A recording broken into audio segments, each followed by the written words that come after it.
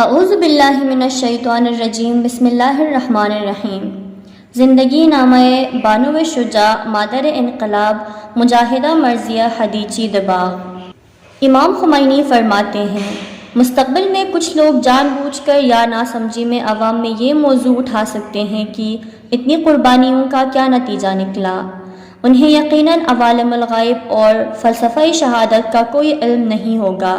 وہ نہیں جانتے ہوں گے کہ جو شخص محض خوشنودی خدا کی خاطر محاذ جنگ پر جاتا ہے اور علوم کی تشتری میں سر رکھے حاضر ہوتا ہے، گزر زمان نہ تو اس کی بقا اور جاودانی پر اثر انداز ہوتا ہے اور نہ ہی اس کے بلند مرتبے میں کسی طرح کی کوئی کمی آتی ہے۔ ہمیں شہداء کی قدر و منزلت اور ان کے قائم کردہ نقوش کے مکمل ادراک کے لیے ایک طولانی سفر طے کرنا ہوگا اور گزر زمان کے ساتھ انقلاب کی تاریخ اور مستقبل کی خاک چھاننا ہوگی۔ اس میں کوئی شک نہیں کہ خون شہداء و انقلاب اور اسلام کا زندگی بیمہ ہے۔ خون شہداء نے رہتی دنیا تک کے انسانوں کو استقامت اور پائیداری کا درس دیا ہے، اور خدا جانتا ہے کہ راہ شہادت کبھی مسدود ہونے والا نہیں ہے۔ مستقبل کی اقوام شہداء کے نقش قدم پر چلیں گی، ان کی پاک تربیتیں قیامت تک دردمندوں اور عاشقان و عارفان الہی کی زیارت گاہ اور حریت و آزادی کے دلداروں کے لیے دارالشفا رہے گی۔ مثالی خواتین۔ تاریخ اسلام میں ہمیں بے شمار ایسی خواتین کا تذکرہ ملتا ہے جنہوں نے بے شمار قربانیاں پیش کیے مگر اسلام پر آنچ نہ آنے دی۔ صدر اسلام سے قبل بھی جب آن حضرت کی جانب سے تبلیغ کی جا رہی تھی، ایسی خواتین کا تذکرہ موجود ہے جنہوں نے اسلام کی کامیابی کی راہ ہموار کی اور اس راہ میں سختیاں اور تکالیف جھیلیں۔ اس کے بعد سے یہ سلسلہ چلتا رہا، مگر واقعہ عاشورہ میں خواتین نے اپنے کردار سے اسلام کا سر بلند کر دیا اور آج انہی دلیر خواتین کو دنیا میں بے مثال خواتین کے نام سے یاد کیا جاتا ہے۔ عاشورہ کی ان بہادر خواتین کی پیروی میں ایرانی خواتین نے اس وقت مثالی عورتوں کا لقب پایا جب امام خمینی رحمۃ اللہ علیہ کی قیادت میں آنے والے اسلامی انقلاب کی راہ ہموار کرنے کے لیے عورت کا میدان میں آنا ضروری سمجھا گیا۔ یہ بہادر اور پرعزم خواتین مردوں کے شانہ بشانہ ہر میدان میں حاضر اور اسلامی انقلاب کی راہ میں طرح طرح کی سختیاں اور قید و بند کی صعوبتیں برداشت کیں اور اسلامی انقلاب اور اس کی اقدار کو پوری دنیا میں روشناس کرا دیا۔ ان میں صرف عمر رسیدہ خواتین ہی نہیں تھیں بلکہ جوان لڑکیاں بھی شامل تھیں۔ یہ کمسن لڑکیاں اتنے مضبوط عقیدے اور ایمان کی مالک تھیں کہ انتہائی بدترین ایذاؤں کے باوجود اسلامی قدروں پر آنچ نہ آنے دی، اور اسلامی انقلاب کی کامیابی کے بعد دوران جنگ بھی ان خواتین نے ایثار و قربانی کی ایک نئی مثال قائم کی۔ وہ قربانیاں دیتی رہیں مگر اسلام و انقلاب کی حمایت ترک نہ کی۔ ہمارا سلام ہو ان دلیر اور بہادر خواتین پر جو عمل میں زینبی کردار ادا کر گئیں اور لائق تحسین و درود و سلام ہیں وہ خواتین بھی جو دنیا کے مختلف گوشوں میں قربانیاں دے رہی ہیں مگر اسلام کا دامن مضبوطی سے تھاما ہوا ہے۔ یقیناً یہی خواتین زینبی کہلانے کی حقدار ہیں۔ سرگزشت مجاہدہ مرضیہ دباغ۔ انقلابی اسلامی کی کامیابی کے لیے جو خواتین سرگرم رہیں، یہاں تک کہ ساواک کے قید خانے میں سخت سے سخت شکنجے برداشت کرتی رہیں، ان خواتین میں سر فہرست بانو مرضیہ دباغ کا نام ہے۔ بانو مرضیہ دباغ کی روداد انتہائی ہولناک اور رونگٹے کھڑے کر دینے والی ہے، مگر بانو مرضیہ دباغ کا کہنا ہے، میں نے جز خوبصورتی کچھ نہیں دیکھا۔ برطانیہ کی وزیر اعظم مارگریٹ تھیچر وہ پہلی عورت تھی جسے امریکہ نے خاتون آہن کا لقب دیا۔ البتہ اس لقب کے پیچھے جو کہانی تھی، معلوم ہے کہ سیاسی بنیادوں پر اس کو مشہور کرنے کے لیے یہ لقب دیا گیا۔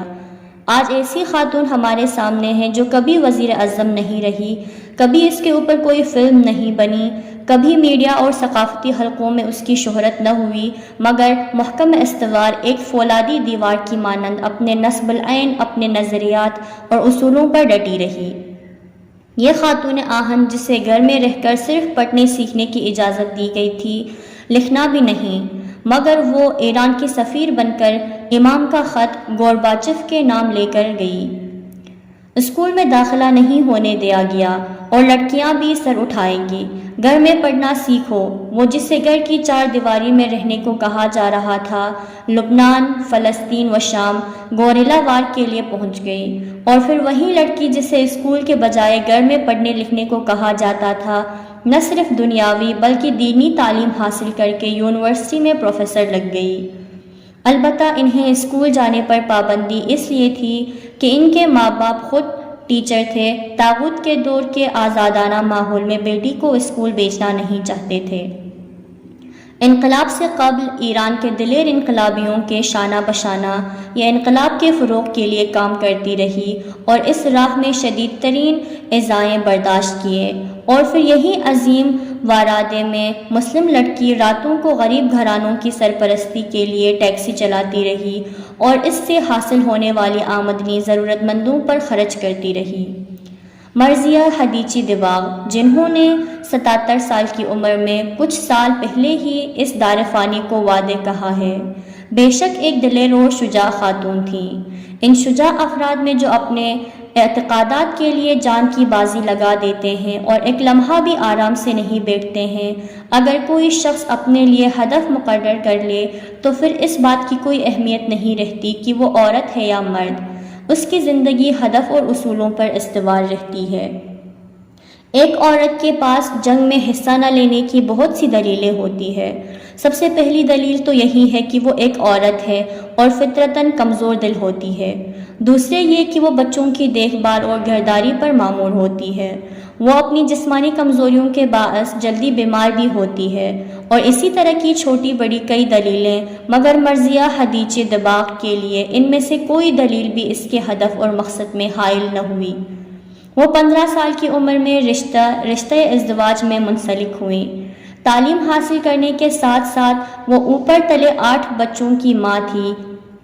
وہ بھی باقی عورتوں کی طرح بیمار ہوتی تھیں، ان کے اوپر بھی گھر کی اور معاشرے کی ذمہ داریاں تھیں، مگر وہ زینبی زندگی گزارنے کا عزم کر چکی تھیں اور اپنے اس عزم سے ایک قدم بھی پیچھے ہٹنے پر تیار نہیں تھی۔ جی ہاں، ایران کی یہ شیر دل خاتون بانو مرضیہ دباغ کی سرگزشت یقیناً ان عورتوں کے لیے بہترین چراغ ہے جو زینبی زندگی گزارنا چاہتی ہیں۔ مرضیہ حدیچی نے 1939 میں ایران کے شہر ہمدان میں آنکھیں کھولیں۔ آپ کا تعلق مذہبی اور علمی گھرانے سے تھا۔ مرضیہ حدیچی نے نہج البلاغہ اور قرآن پاک کی تعلیم گھر ہی میں اپنے پدر بزرگوار سے حاصل کی۔ مرضیہ حدیچی جب 15 برس کی ہوئی تو محمد حسن دباغ سے آپ کی شادی ہوئی۔ مرضیہ چھوٹی سی ہی عمر میں رخصت ہو کر اپنے شوہر کے ساتھ تہران آ گئیں۔ والدین سے دوری، تنہائی اور تہران کی طاغوتی زندگی دیکھ کر مرضیہ بے حد گھبرا گئیں، مگر جلدی اپنے آپ کو سمیٹا۔ وہ بہت عظیم و حوصلے والی تھی۔ مرضیہ حدیچی جو اب شادی کے بعد مرضیہ دباغ ہو چکی تھیں، مذہبی تعلیم کا سلسلہ شروع کیا، اور یہیں سے مرضیہ دباغ کی زندگی میں تبدیلیاں آنی شروع ہوئیں۔ انہی دنوں چپکے شاہ کے خلاف سیاسی سرگرمیاں شروع ہو چکی تھی۔ مرضیہ دباغ کے شوہر جو بظاہر ایک تاجر تھے مگر سیاسی سرگرمیوں میں شریک رہتے تھے۔ محترمہ دباغ بھی جب 21 سال کی تھیں سیاسی اور انقلابی میدان میں اتر آئیں۔ آپ کو سب سے پہلا مشن جو سونپا گیا وہ یہ تھا کہ آپ نے امام خمینی رحمۃ اللہ علیہ کے بیانات کو خاموشی سے تقسیم کرنا شروع کیا۔ مرضیہ اس مختصر سے عرصے میں امام کی شخصیت سے بے تحاشا مرغوب ہو چکی تھیں۔ وہ امام خمینی کے لیے کچھ بھی کر گزرنے کو تیار تھیں۔ اس کے بعد آیت اللہ شہید سعیدی کی قیادت میں آپ باقاعدہ گروہ کی رکن بنے۔ 1981 میں آیت اللہ سعیدی کی شہادت کے بعد مرضیہ دباغ کی سیاسی سرگرمیوں میں شدت آ گئی۔ آپ اوپر تلے 8 بچوں کی دیکھ بھال، گھر کی ذمہ داری، دینی تعلیم کے حصول کے ساتھ ساتھ سیاسی سرگرمیاں بھی انجام دیتی رہیں۔ بالآخر ایک روز 1974 میں شاہ کی خفیہ پولیس ساواک، جو کافی عرصے سے بانو مرضیہ دباغ کی گھات میں تھی، گرفتار کر کے لے گئی۔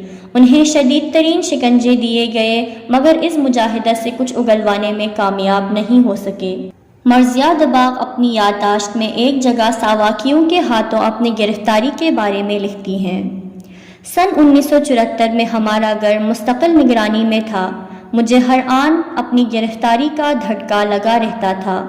بالآخر ایک رات جب ہم سب گھر میں موجود تھے، میری دونوں بڑی بیٹیاں اور داماد بھی آئے ہوئے تھے، میرے شوہر بھی 2 مہینے بعد سفر سے واپس آئے تھے، سب ہنسنے بولنے میں لگے تھے۔ میں کھانا نکال رہی تھی، دروازے پر کھٹکا ہوا۔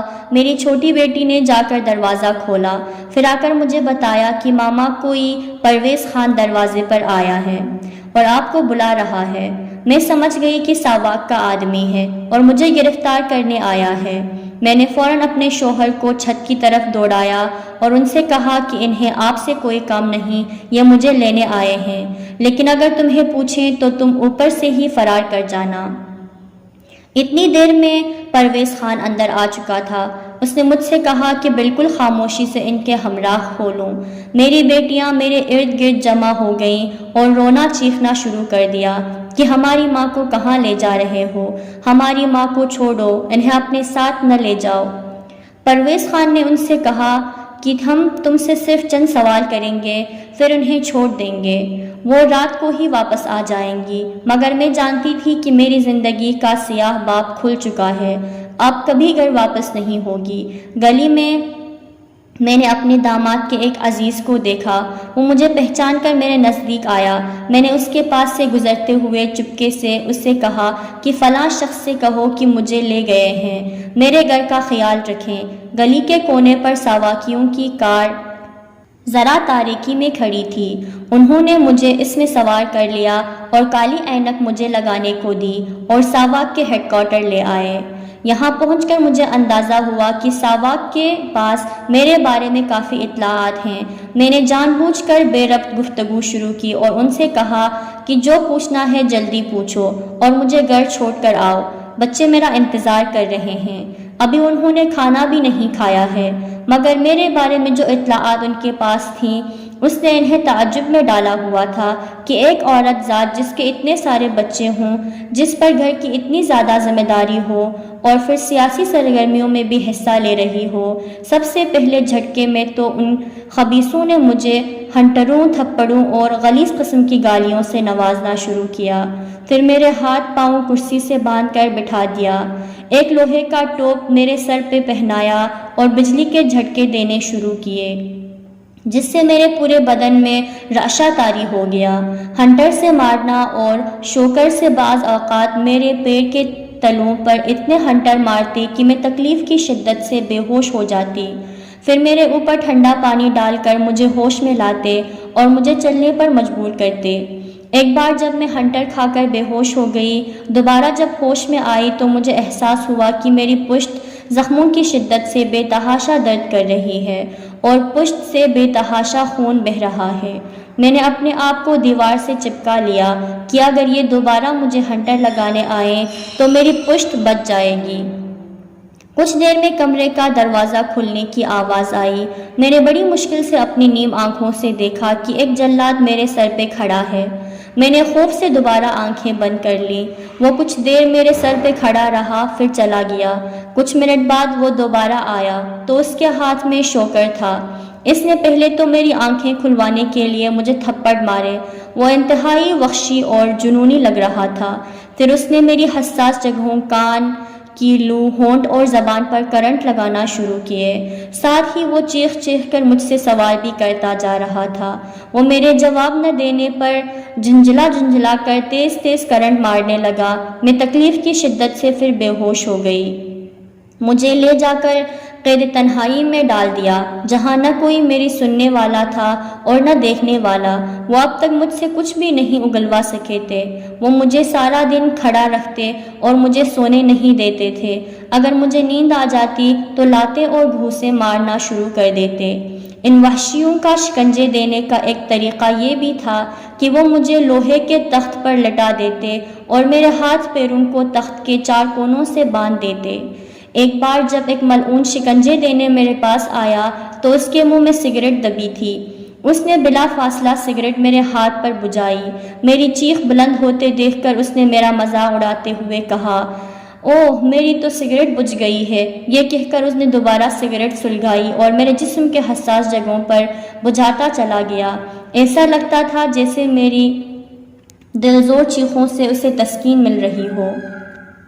16 دن میں مسلسل ان وحشیوں کے ہاتھوں ایذائیں برداشت کرتی رہی، مگر جو اطلاعات مجھ سے لینا چاہ رہے تھے اس میں سے ناکام رہے، اور پھر جب میرے جسم پر تشدد کی کوئی جگہ باقی نہ رہی اور وہ مجھ سے اطلاعات لینے میں ناکام رہے تو انتہائی خبیثانہ قدم اٹھایا، اور وہ یہ کہ میری 14 سالہ بیٹی رضوانہ کو اٹھا کر لے آئے تاکہ اس طریقے سے مجھ سے اگلوا سکیں۔ رضوانہ کے پاس ایک ڈائری تھی جس میں وہ عراقی ریڈیو سے عربی اشعار اتارا کرتی تھی۔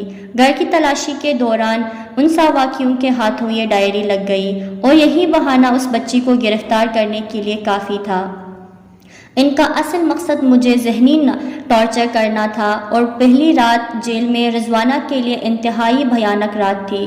اس کا پورا وجود خوف سے لرز رہا تھا اور وہ اپنے ہاتھوں کو میرے ہاتھوں سے مسل رہی تھی۔ ان جلادوں نے ہمارے سر سے چادر کھینچ لی، ہم نے جلدی سے کمبل سے سر ڈھانپ لیے تو انہوں نے ہمارا بہت مزہ اڑایا۔ وہ ہم سے کہہ رہے تھے اپنے خمینی سے کہو تمہاری چادر واپس دلا دیں۔